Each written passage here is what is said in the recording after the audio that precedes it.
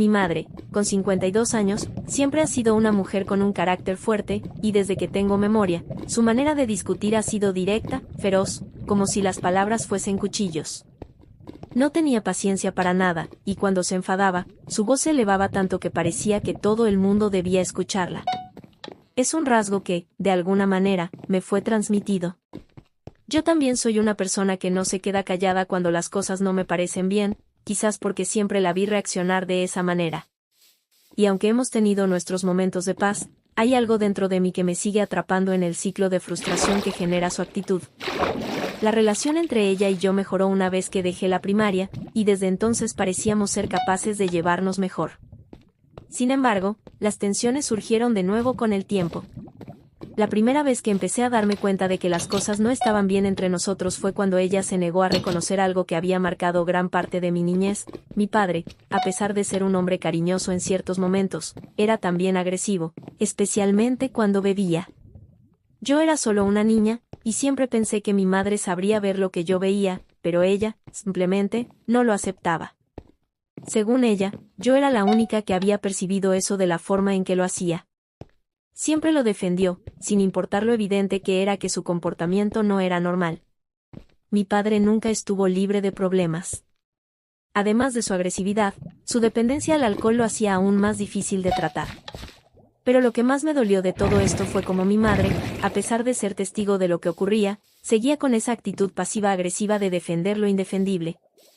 Había momentos en que la pasividad que mostraba no solo me resultaba molesta, sino también insoportable. A medida que crecí, empecé a darme cuenta de que no solo defendía a mi padre, sino que también estaba muy dispuesta a dar su opinión sobre mi vida personal. Las críticas que me hacía eran duras, pero las de mis amigos y personas cercanas lo eran aún más. Con respecto a mis amistades, la falta de filtro de mi madre era algo que me molestaba profundamente. Comentarios sobre el físico de mis amigas, incluso de algunas personas que ni siquiera conocía bien, se volvieron una constante. A veces decía cosas como, esa niña tiene un cuerpo horrible, o, X no es nada guapa, o incluso, parece que X es anoréxica. Su actitud hacia las personas que eran diferentes, ya sea por su peso, su forma de vestir o simplemente su presencia, no hacía más que ponerme incómoda. Y claro, esto no venía de una persona que estuviera libre de críticas, pues mi madre, a pesar de ser una mujer de carácter fuerte, no estaba en una condición física envidiable. Eso me hacía pensar que si iba a criticar a otros, tal vez debería mirarse a sí misma primero. Los comentarios sobre mi propio cuerpo también eran frecuentes. Recuerdo que cuando era más joven y me cortaba el pelo de una forma que me gustaba, ella siempre encontraba algo malo que decir. Cuando tenía el cabello más largo, y luego lo corté con un estilo que todos elogiarían, ella siempre encontraba la manera de desacreditarlo. En ocasiones me llamaba perro de agua, solo porque yo aún estaba aprendiendo a peinarme, algo que, por supuesto, todos los niños atraviesan, pero ella no mostraba ningún apoyo.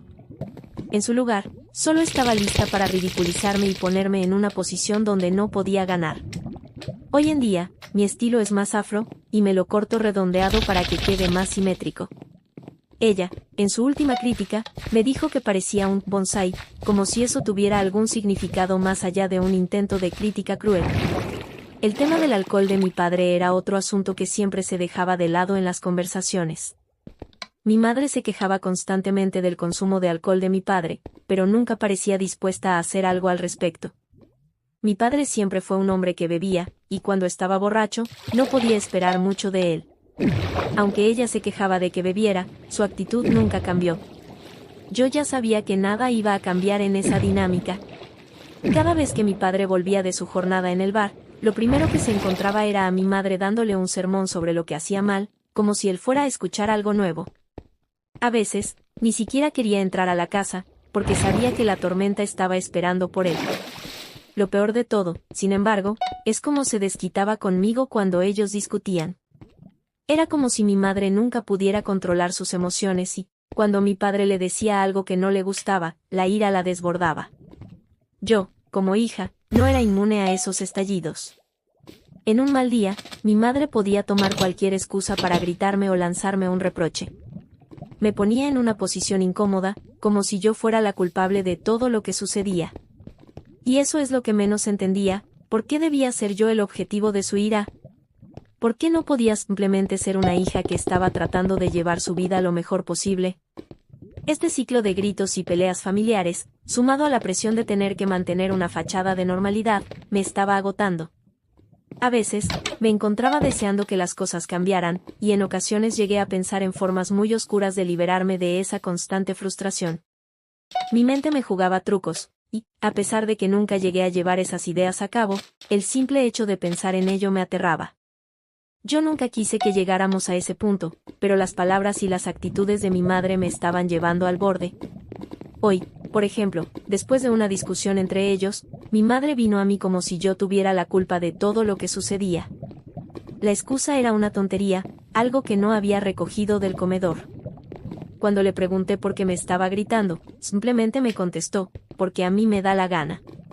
Fue el colmo. Le respondí que con ese tono no me iba a hablar, que no era mi culpa si ella tenía problemas con mi padre, y que solo le iba a hacer caso si me hablaba con respeto. Después de un suspiro, bajó el tono y comenzó a hablarme de forma más normal, pero aún me molestaba que tuviera que llegar a ese punto. No era justo que tuviera que exigir un trato decente de ella. Estoy empezando a cansarme y siento que a la próxima le voy a calzar una hostia que va a flipar. Estoy al límite, y no sé qué hacer con todo esto. A veces siento que esta situación ya no tiene vuelta atrás.